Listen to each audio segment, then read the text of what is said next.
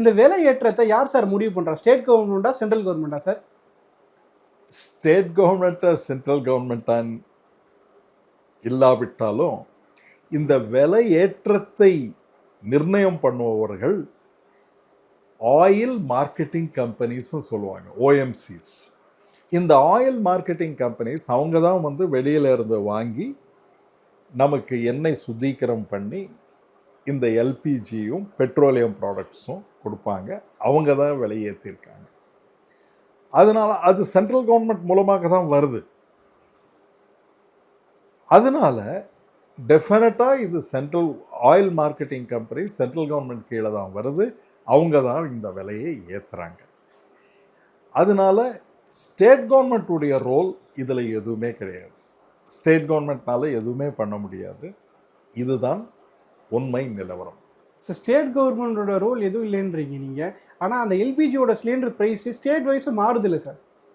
Commercial use பண்ணுற ஸ்லீட்டு பீகாருக்கு ஒரு விலையாக இருக்குது, தமிழ்நாட்டுக்கு ஒரு விலையாக இருக்குது, ஆந்திராவுக்கு ஒரு விலையாக இருக்குல்ல சார்? இது டெஃபினட்டாக இதுக்கு விலையாக இருக்கிறதுக்கு காரணம் டிரான்ஸ்போர்ட்டேஷன் காசு இருக்கிறதுனால.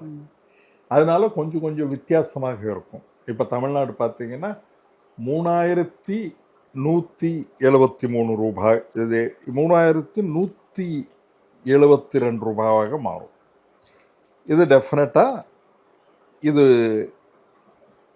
3179 ரூபாய் தமிழ்நாட்டில். டெல்லியில் கம்மியாக இருக்கும். இதெல்லாம் இந்த டிரான்ஸ்போர்ட்டேஷன் காஸ்ட்னால வரக்கூடியது. இந்த விலை உயர்வு எதனால் சார்? என்ன காரணம்? இது காரணம் என்ன காரணம்னா, நமக்கு சப்ளையர்ஸ் நிறைய இடத்துல இருந்து வாங்கிட்டு இருந்தோம். கல்ஃப் ஆஃப் ஹார்மூஸ்லேருந்து நமக்கு வரதில்லை கேஸு.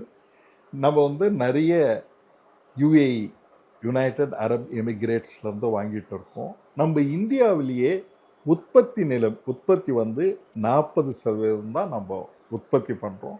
60% வெளியிலேருந்து தான் வாங்குகிறோம் கேஸ் ப்ரொடக்ஷன். அதனால் நமக்கு சப்ளை கம்மியாக இருக்குது.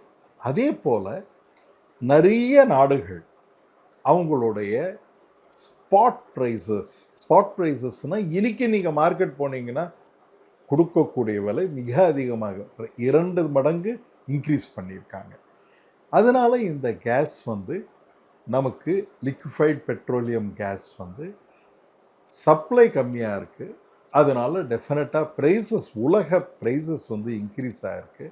அதனால் இந்த நிலைமைக்கு வந்திருக்கும்.